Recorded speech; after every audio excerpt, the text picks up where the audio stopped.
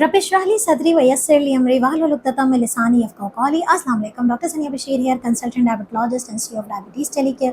उम्मीद करती हूँ कि आप लोग खैर खैरियत से होंगे और यकीनन शुगर के साथ अपनी ज़िंदगी को बेहतर से बेहतरीन बना रहे होंगे।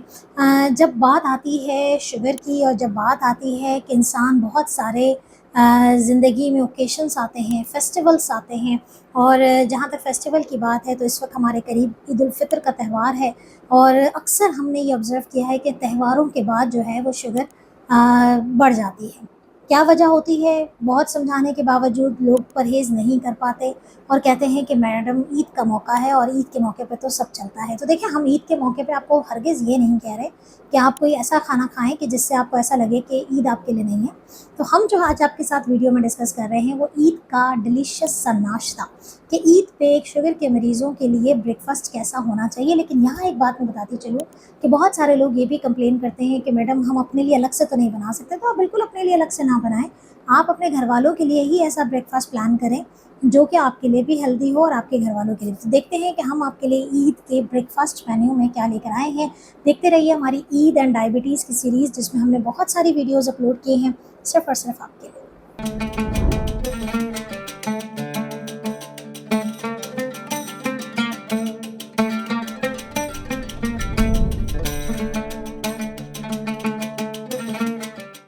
जी हाँ, सबसे पहले तो मुझे बता दीजिए कि आप लोग अपनी-अपनी ईद कहाँ मना रहे हैं और इंशाल्लाह आप किस मुल्क और किस शहर में अपने प्यारों के साथ ईद को सेलिब्रेट कर रहे हैं। तो बात करते हैं ईद के नाश्ते की, और आप सब जानते हैं कि ईद पे एक ट्रेडिशनली जो नाश्ते का मेजर इंग्रेडिएंट होता है वो शीर खुरमा होता है, और इस पे हमने डिटेल वीडियो बनाई है कि डायबिटीज़ फ्रेंडली शीर खुरमा कैसे बनाया जा सकता है। इसके अलावा नाश्ते में क्या अच्छा-सा होना चाहिए। तो देखें, मैं आपको कुछ ऑप्शंस देती हूँ। अगर तो हम बात कर रहे हैं कि ट्रेडिशनल नाश्ता क्या है कि भई अंडे हैं, पराठे हैं। अगर आप ये इस्तेमाल करना चाहते हैं तो बेहतरीन ऑप्शन हो जाता है कि आपने शीर खुरमा जैसे हमने बताया है वैसा आपने हाफ़ कप ले लिया। एक छोटा-सा जो है वो पराठा आपने बना लिया। कौन से आटे का? चक्की के आटे का पराठा बना लिया आपने, और आप 2 एग व्हाइट्स के ऑमलेट बना सकते हैं। एक मुकम्मल कर सकते हैं अंडा और एक एग व्हाइट ले सकते हैं। अच्छा-सा इनरिच ऑमलेट बना सकते हैं जिसके अंदर खूब सारी सब्जियां भी डालें, पनीर भी डालें, आप कॉटेज चीज़ जैसे हम कहते हैं आप वो डालें, और अपने ईद के ब्रेकफ़ास्ट को एंजॉय करें। और अगर मेहमान भी आ रहे हैं तो आप उनके सामने भी मुख्तलिफ़ ये एग के जो ऑमलेट के जो पीसेस होते हैं वो बना के आप रख सकते हैं। और आपने खाना क्या है, एक पराठा लेके खाना है। लेकिन थोड़ा-सा डिफ़रेंट करते हैं कि हम इसके अलावा क्या कर सकते हैं। तो देखें, नंबर 1 हम जो डिफ़रेंट की बात कर रहे हैं वो ये है कि आप डिफ़रेंट किस्म के पराठे प्रिपेयर कर सकते हैं। कीप इन माइंड, आटा चक्की के आटे का पराठा होगा। चाहे तो आप मल्टीग्रेन आटा यूज़ कर लीजिए, इस पे हमने बहुत डिटेल में बात की हुई है कि मल्टीग्रेन आटे में सारे आटे मिक्स होते हैं। आप उसका एक पराठा बना लीजिए। कीप इन माइंड कि आपका जो घी और तेल है वो बहुत ज़्यादा नहीं होगा। 1/2 टीस्पून आपका असली घी इस्तेमाल होगा, या फिर ज़ैतून का तेल इस्तेमाल करना चाहें तो बेहतरीन है। पराठों की जो स्टफिंग है उसमें आप मुर्गी यानी कि चिकन के टिक्का चंक्स ले सकते हैं। श्रेडेड चिकन ले लें, आप चिकन पराठा बना लें, साथ में कॉटेज चीज़ डाल दें, बहुत अच्छा डिलीशियस 6 इंच से ज़्यादा का पराठा नहीं होगा। साथ में आप 1 कप चाय ले लें, हाफ़ कप आपका शीर खुरमा हो गया। बेहतरीन नाश्ता। को मिक्स वेजिटेबल का पराठा बना सकते हैं, मेथी का पराठा बना सकते हैं। कीप इन माइंड आलू का पराठा नहीं बनाना है। तो ये मुख्तलिफ़ किस्म के पराठे हैं जिनको आप अपने ट्रेडिशनल नाश्ते में एंजॉय कर सकते हैं। दूसरा ऑप्शन ट्रेडिशनल में आता है कि आप किसी किस्म की भुर्जी, किसी भुजिया बना लेते हैं, सालन बना लेते हैं। अब वो क्या है?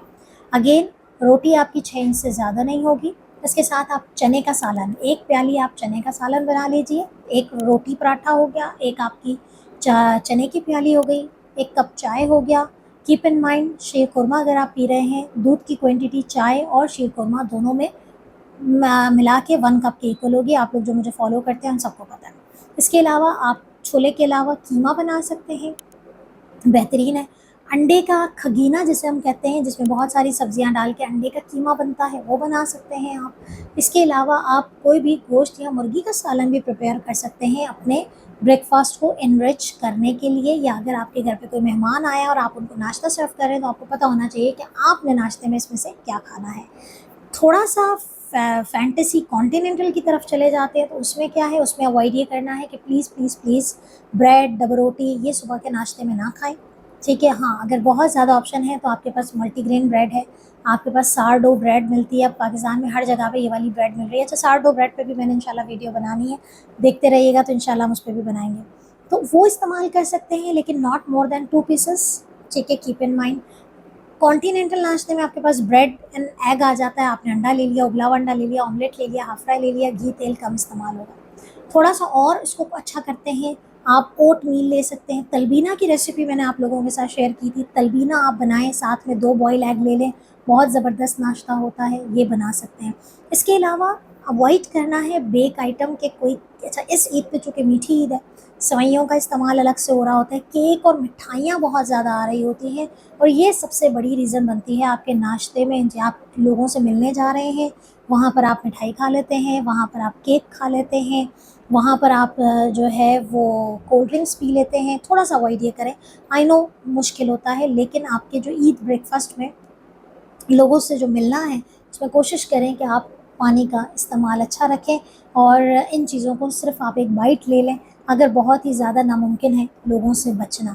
तो ये बेसिकली आपका ईद ब्रेकफास्ट का जो कॉम्बो है, उसमें हमारे पास ये आ जाता है। अच्छा, 2-3 मैं आपको डिफरेंट चीज़ें बताती हूँ, हम अपने पेशेंट्स को बताते हैं। आप बेसन का जो बेसन की मसाले वाली रोटी होती है, उसको भी अपने नाश्ते में शामिल कर सकते हैं। मूंग की दाल का चिल्ला बिल्कुल बेसन की तरह ही बनता है। अपने मूंग की दाल को चांद रात को भिगो के रखते हैं, उसका बैटर बना लें सुबह उठ के, और उसमें मसाले डाल के फ्राई पैन में, जिस तरीके से एक पैनकेक बनता है, जिस तरीके से अंडा बनता है, आपने वो फेंटा हुआ बैटर जो है मूंग की दाल का, यकीन करें उसको आप ज़बरदस्त किस्म की चटनी और दही के रायते के साथ इस्तेमाल करें, आपका नाश्ता बड़ा ही ज़बरदस्त होगा।